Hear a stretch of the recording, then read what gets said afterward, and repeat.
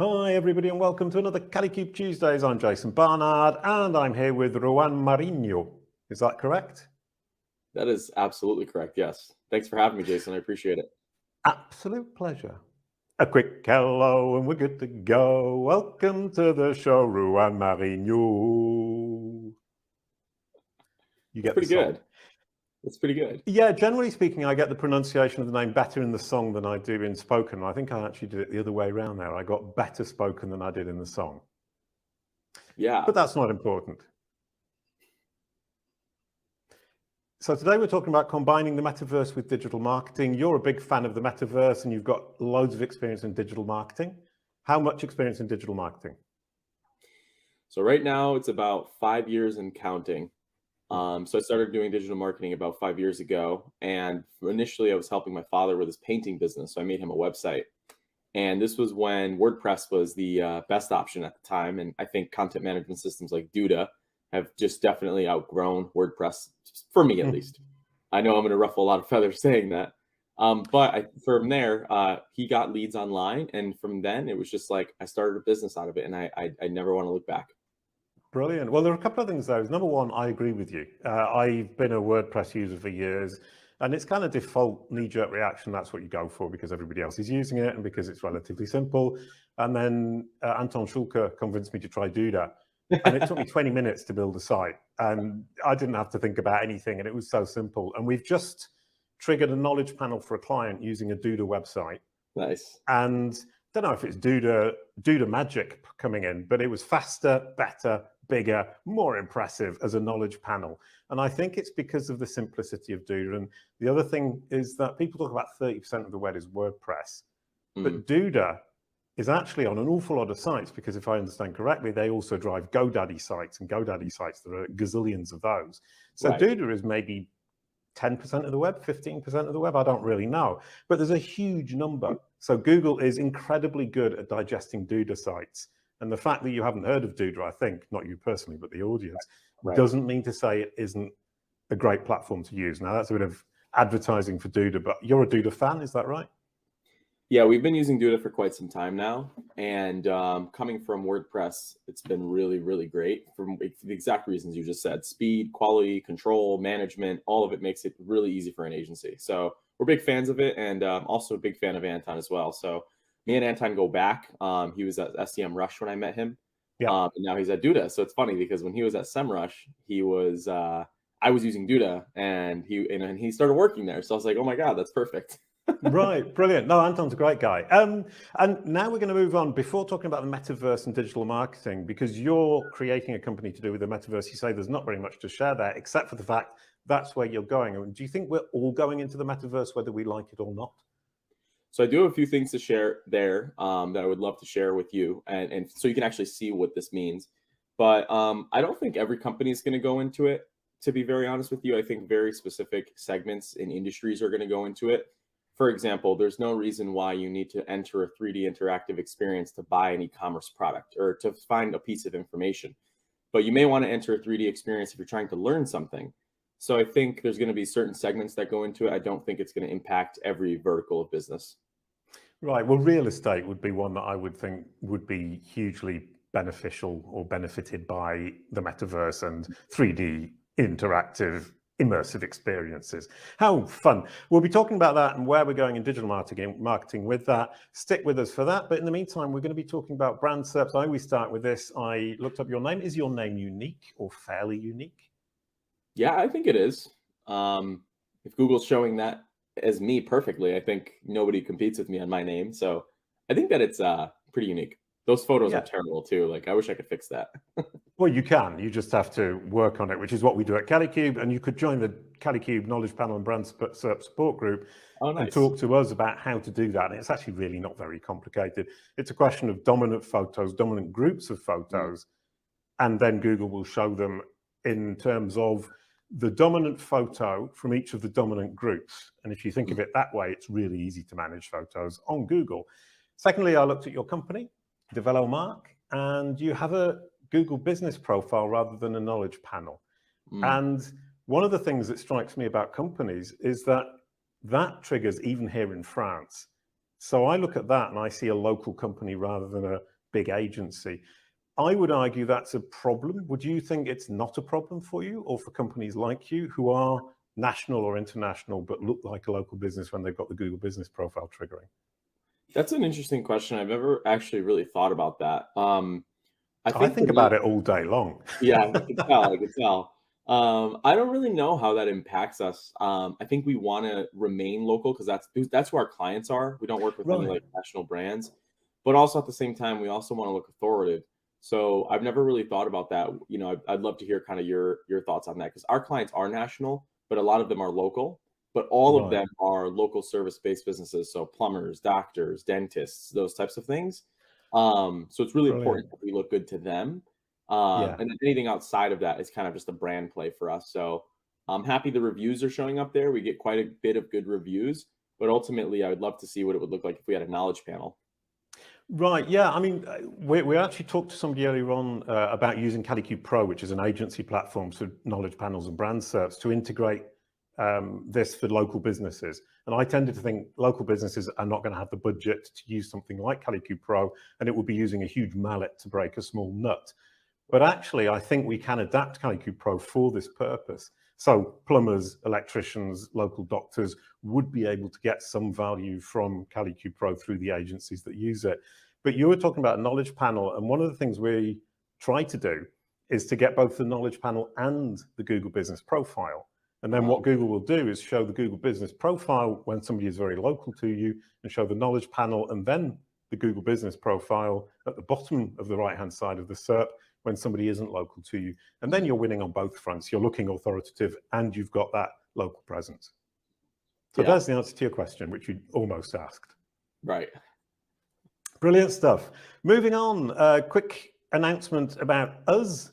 We're our own headline sponsor today. Kalicube is the headline sponsor of Kalicube Tuesdays, which makes total sense. And we have 3 basic solutions for everybody for their brand SERP. For the beginners, you read the brand SERP book that you can see there.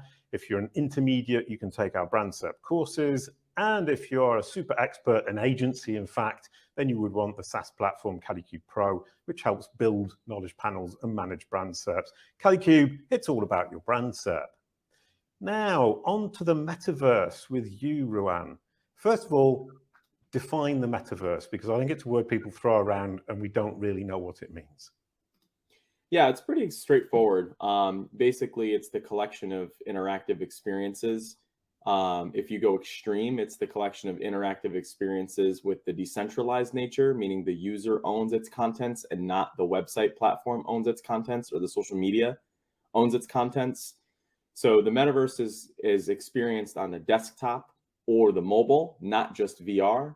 A lot of people are thinking that it's this thing where you have to put on these huge set of goggles and interact with the metaverse. If you've ever bought a cryptocurrency, if you've ever entered a game that's simulated, like Roblox or Minecraft, if you've ever played Fortnite, if you've ever entered a 3D virtual experience, that is all a collection of the metaverse. So the metaverse isn't necessarily one big place. It's more like different websites, but they're different worlds. So when you think about the internet, the metaverse is the internet, but then there are different places where you can access that creators develop, just like we make with websites. So I always like to explain to people, right now we're looking at our computer with a 2-dimensional screen. In the metaverse, you're inside it using 3-dimensional. So the experience is going to go from looking at a 2D experience, and the experiences are going to be now 3D. And developers like myself are going to build these experiences for visitors to interact with. And of course, that brings up a unique opportunity for brands to sell digital goods inside of the metaverse, either using a fiat currency like PayPal or USD, or using a cryptocurrency like Ethereum or Solana. So we see a large potential for businesses to start entering the metaverse early on. And there's different platforms that allow you to rapidly build these virtual worlds. My favorite one is Spatial, because it doesn't require you to have a cryptocurrency wallet, which usually detracts a lot of people because there's a lot of scams going on with cryptocurrency, right? Yeah. So I think the best metaverse companies are going to realize that people want to just use their Google login or their Facebook login. So yeah, I've just realized something as you were saying all of that, is that in 2004, we had a website for kids called Boowa and Kwala. And we were building a shop where we were going to sell, or we did sell, in fact, records, books, plush toys, and T-shirts. Mm-hmm. And we got super over enthusiastic because we were using Flash, which is the animation tool that died when Steve Jobs killed it. Right. And we created a real shop, animated shop. And you walked into the shop and you walked around the shop, and it was all this animation with different scenes that I was putting together. And you could take the products off the shelf, put them in a real basket, an animated basket, and take it to the checkout. This was 2004. Guess what happened? We didn't sell anything because people didn't understand. Way back in 2004, I don't think people would buy anything today either. But I spent a year building this thing for nobody to actually buy it. And then we had to take it down, and then we installed OS Commerce and we started selling. So we were obviously 20 years ahead of our time. Do you think that's something that could potentially happen today, and that we were just 20 years ahead?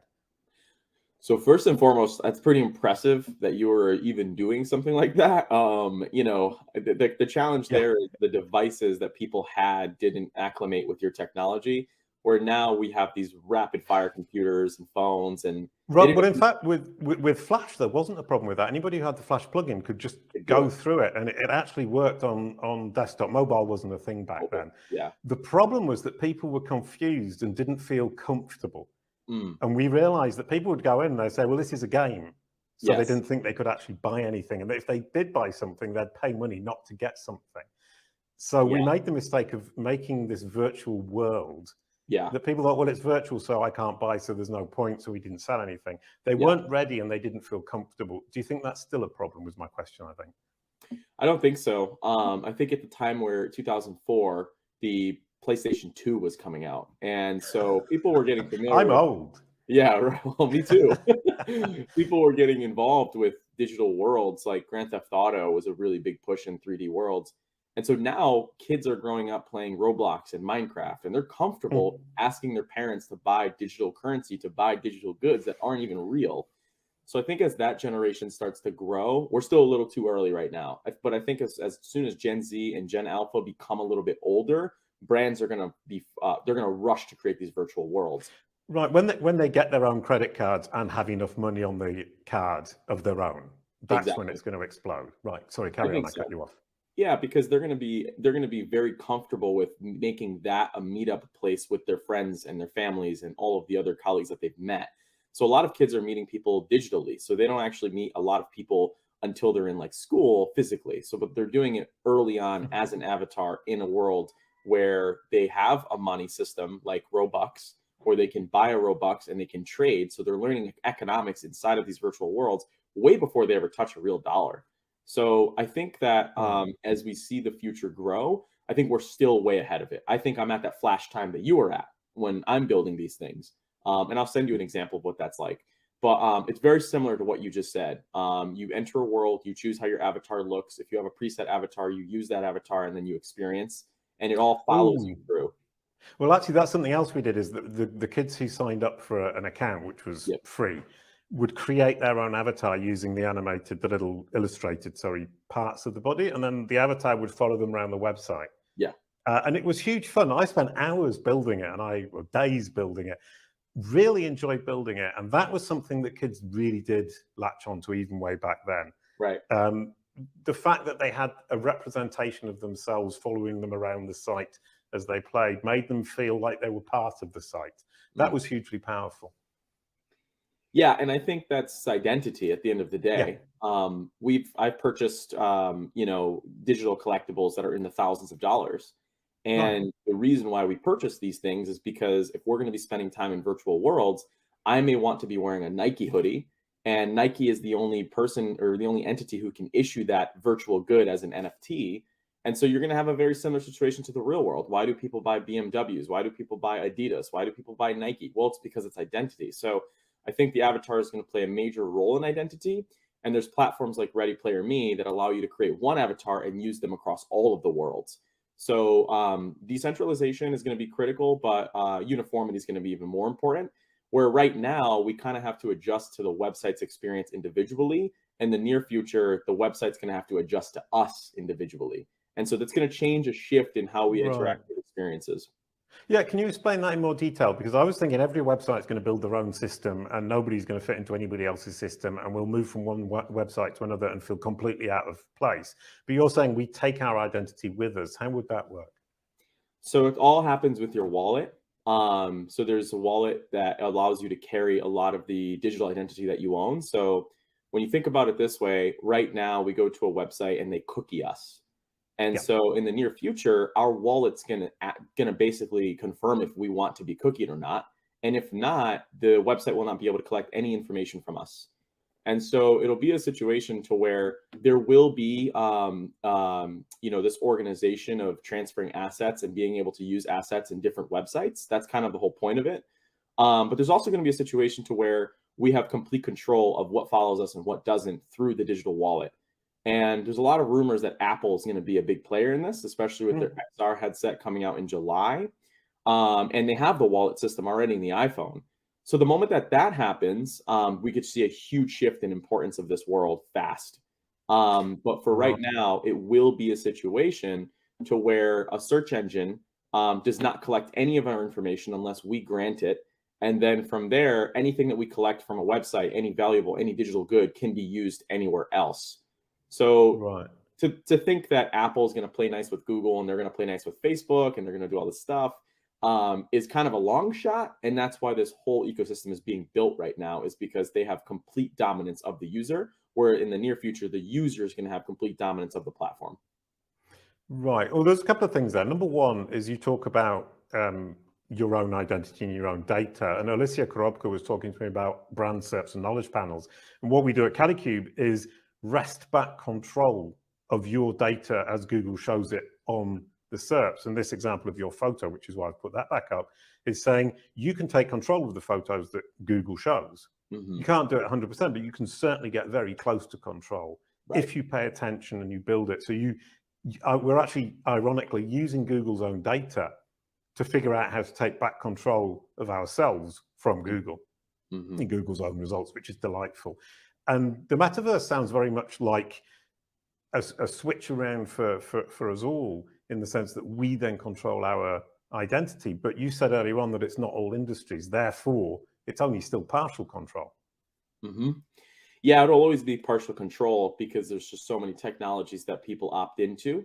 But who knows? I think like when the internet came out, we had no idea how it was going to, or when the internet started becoming popular in the early 2000s, late 90s, we had no idea how it was going to impact local small business until geography became a big play with Google.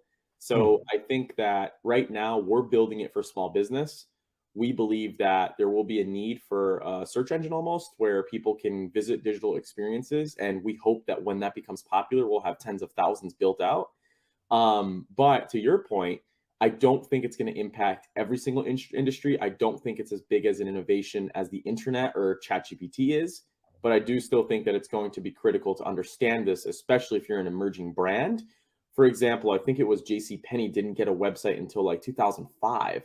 And to think about that, it's pretty dramatic. So I think we're going to have a similar conversation in 2040 about like, wow, this company didn't get a virtual world until now. That's insane. Where you have companies like Walmart and Nike building inside of places like Roblox.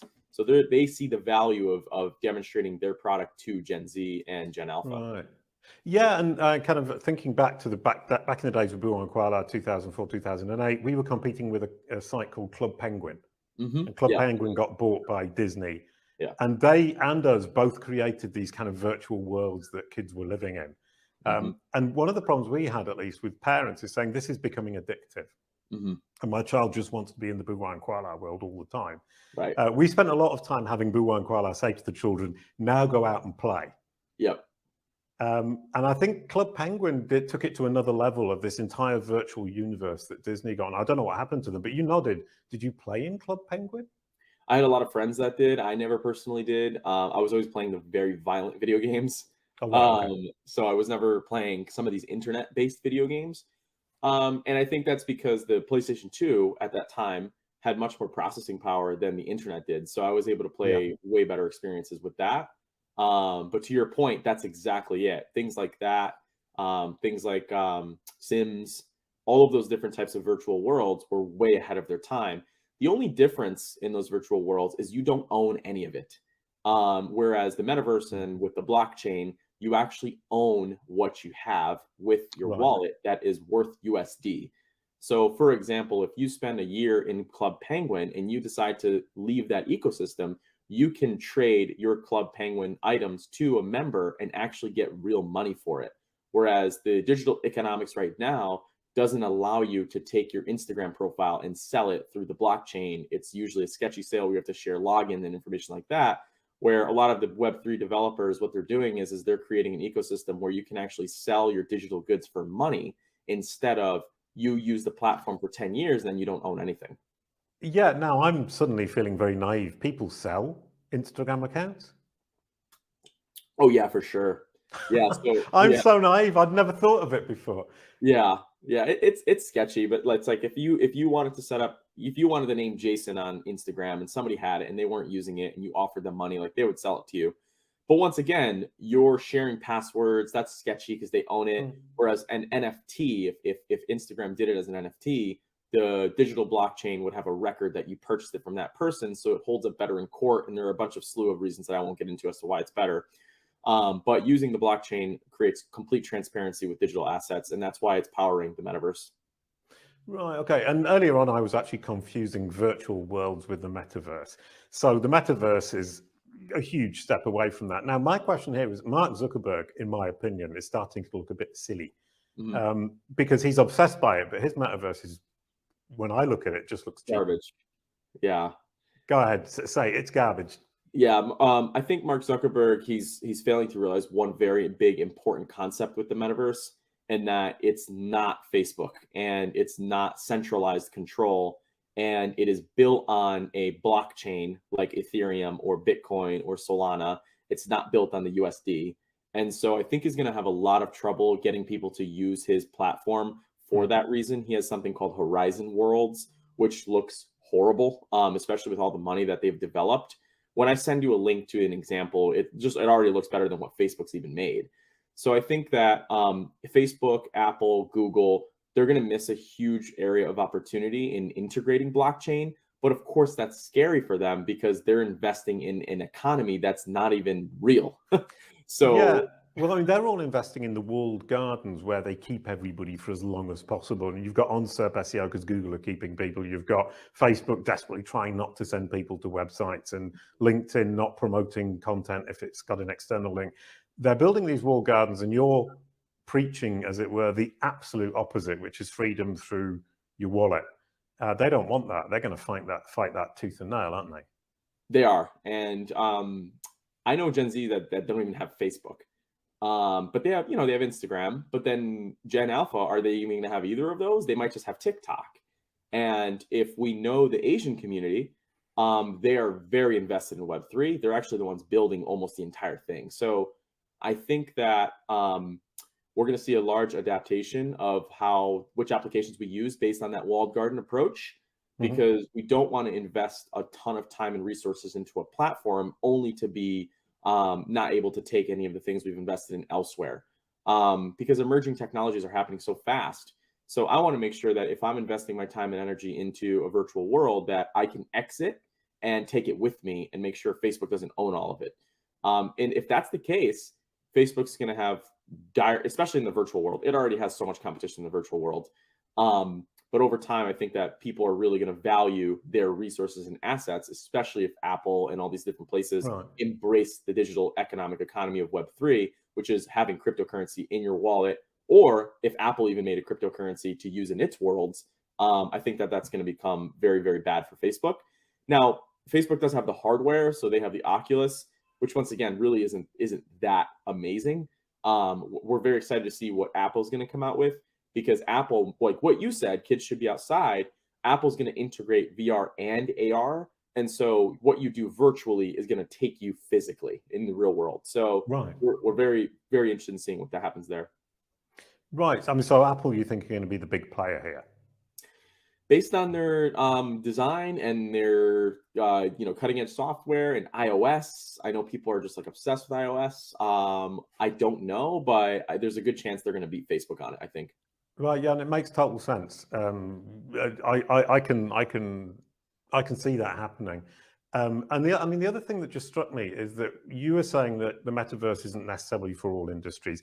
Number one, can you give me an example of like 6 examples of industries that would benefit from this? But secondly, if you're talking about having a wallet, a virtual wallet, and going from website to website, it doesn't matter if the website has a metaverse in the 3D where you enter, they can still be part of that blockchain self-control of one's own identity online without having the metaverse, the physical metaverse, as it were, wrapping. Don't know what you call it. So those are 2 questions. Number 1 is which industry should be going for it now? And number 2 is, can other industries then join in without having the 3D world? Yeah, so there's a few industries that are going to be impacted right away with it. One is education. There's a rise of like GPT right now, which allows digital avatars to basically come to life, right? So you have a digital avatar that's programmed with a GPT API. And now all of a sudden in these virtual worlds, you have real life simulated avatars that are fully conversational. So developers are going to program that for education, where you're going to have virtual classrooms, you're going to have virtual simulated experiences, where you'll actually be able to go through the entire Titanic with conversational AI. Things like that, I think, are going to become really important. The second one is fashion. Fashion's already being dramatically impacted by the metaverse. Louis Vuitton, which is the biggest fashion company in the world, they're building a ton of metaverse resources right now. They're patenting a bunch of metaverse related items, and all of it has to do with fashion. If you want a Louis bag inside of a metaverse platform, it's going to cost you money, right? And you can't just make a fake Louis bag, because the origination of that item is followed on the blockchain. So if you told me, Jason, that you had a Bored Ape, I can easily figure out if you actually have a Bored Ape or it's just a simulation of it, because of the blockchain. Right. Its origination is critical. So a lot of these fashion companies are going to do that. Yeah, just on fashion before you carry on with your list, I was just thinking you're going to have people sitting there in a really dirty white T-shirt with holes in it, looking incredibly impressive in their Louis Vuitton clothes in the metaverse. That's so cool. Not only that, not only that, but just like Instagram does the blue verification check, your items will have a verification check that it actually originated from Louis Vuitton. So when you go to sell it to another user, it's actually worth what it's worth, and it's not a ripoff. So scamming is going to be very, very difficult to do in the metaverse, if you're educated at least. Okay, so we've got education, fashion. What's the next one? Gaming. Gaming is going to be impacted dramatically. And for the reason I just said, I buy a game and I play that game for 4 years and I don't own any of it. And so gamers are really waking up to that. And then I think the next one that it's really going to impact is going to be anything that requires the privacy sector. I think it's going to affect the privacy sector dramatically, because a Web3 website basically allows you to connect your wallet, and then you give it permissions of what to access. So, for example, I want to give it permission to access my name, my email address, my phone, whatever it may be. Whereas right now, you're kind of just saying accept all, and you don't really know what you're accepting to, where the blockchain is going to create a unique opportunity for people and businesses to exchange information at will, rather than exchanging everything just because someone clicked accept all and they wanted to see content. Right. Okay, brilliant. And so all websites can play this game from that perspective. Okay. Definitely. Absolutely brilliant. And the last question then is always the same, is about branded search. I thought that was a hugely interesting conversation. Now we're going to bring it to my favorite topic. Either or both, how can the metaverse help with branded search, and how does branded search tie in with the metaverse? Which one or both? Well, so right now, it's if you build a 3D experience and you put a couple of trending keywords on it, people are going to search you. So, for example, if let's say, I don't know, if Target wanted to build a metaverse experience and it was tied to something that was interesting and millions of people wanted to visit it, that's going to bring up Target's brand search immediately because it's new. And then kind of the second question, how does branded search tie in with the metaverse? Well, if you think about it this way, right now, when somebody visits a website, you just see a number on analytics. So if I visit your website, Jason, you're going to see that I visited your website. I'm going to be a number. Whereas the metaverse, you're actually seeing that person and that identity in your experience real time. So you're actually going to be able to interact with that number one instead of just seeing it as a data set. So this is very, very far from now, I think, especially from the general population. But when you enter one of our metaverse experiences, I'm not seeing you as a hit to the server. I'm actually seeing your identity, and you're giving me the right to talk to you if you raise your hand to do it, right? And so I think it's going to change the way we do sales and marketing and persuasion and website marketing and digital marketing dramatically. Which means that brand becomes even more important in the sense that brand we trust, we will share information, and we will put our hand up and agree to discuss with them. That's absolutely brilliant. Brand is already super important. It always has been. People have been forgetting that in the SEO world. It's now important in SEO. It's important in your marketing, and it's going to be important in the metaverse. Thank you so much, Ruan. That was really great. And passing the baton to next week's guest, Matt Artz. He's wonderful, and he'll be talking about leveraging anthropology for effective content marketing. I'm really looking forward to this one. Yeah, well, Jason, thank you so much for the time today. It was very, very helpful. It's great talking with you. I've heard a lot about you. Absolutely brilliant. That was delightful. You get the outro song.